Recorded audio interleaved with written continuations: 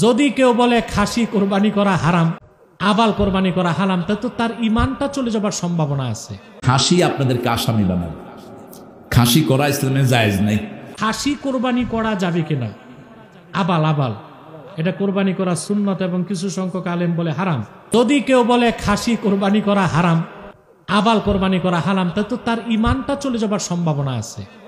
যেটা হালাল ওটাকে হারাম বলা কুফর, যেটা হারাম ওটাকে হালাল বলা কি কুফর।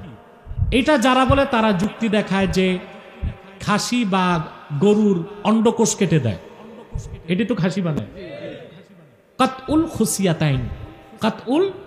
খুসিয়াতাইন, তো তারা বলে খুদ থাকলে তো কোরবানি করা যায় না, কথা বলে না। তো তারা বলতে চায় খাসি করলে যে অন্ডকোষ ফেলে দেয় এটা তো একটা খুদ। আচ্ছা, তাহলে তো আমি বলবো গরু কোরবানির আগে, ষাঁড় কোরবানির আগে কোরবানিতে কি কিনা হসপিটালে নিয়ে অপারেশন করতে হবে, যে ভিতরে তার কিডনি ঠিক আছে কিনা, হার্ট ঠিক আছে কিনা, কলিজা ঠিক আছে কিনা। কারণ আপনারা দেখছেন কোরবানির পর অনেক গরুর কলিজা পচা বের হয়, ভিতরে কি খুঁত আছে নাই ওটা দেখার দরকার নাই। অতএব অন্ডকোষ আছে না নাই চামড়ার ভিতরে তোমার এক্সরে করে দেখার হুকুম দেওয়া হয় না, ওটা কোনো খুঁত না। বরং ফতোয়ার কিতাবে এসেছে আপনি যদি খাসি কোরবানি দেন সওয়াব বেশি, লিআন্না লাহমাহা আলাযযু, কারণ খাসির গোশত মজা বেশি, বলদের গোশত মজা বেশি, এই জন্য কোরবানি দিলে সওয়াবও বেশি হইছে। আপনি একটা ছাগলের যৌবনী শক্তিকে ধ্বংস করে দিচ্ছেন। কে দিয়েছে এই অথরিটি আপনাকে? কয় খাসি কেমনে করে কন্ত, কেমনে কি আশা আসে সব গিয়ে খাসি করাইবে।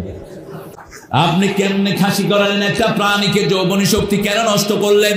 সারা মিডল ইস্টে একটাও খাসি নাই, সেখানে ছাগলের গোস্ত বেশি না কম? হাবিব, বেশি না কম? গোস্ত বেশি খাওয়ার জন্য ওই ছাগলের বিচি একটা খুলে দেয়। খাসি করায় দিবেন যেগুলো বেনামাজি, এদেরকে, যেগুলো কোরআন বিরোধী, এদেরকে খাসি করে দেওয়া দরকার। এরা দুনিয়ারও দুশ্মন, আখিরাতেরও দুশ্মন, ঠিক কিনা? আলেমরা দোয়া করে তাদের জন্য বিভিন্ন রকমের ফাঁদ পাতে। এই কোরআন জীবন্ত না মরা? যারা এটার পক্ষে সহযোগিতা করে এই কোরআনই তাদেরকে বন্ধু বানায় নিবে, ঠিক না ঠিক? আর যারা এটার বিরুদ্ধে দাঁড়াবে তাদের বিরুদ্ধে দাঁড়াবেন কে? কোরআন দাঁড়িয়ে যাবে। আল কোরআন হুজ্জাতুল লাকা ওয়া আলাইক, কোরআন তোমার পক্ষে দলিল হবে, না হয় বিপক্ষে দাঁড়িয়ে যাবে।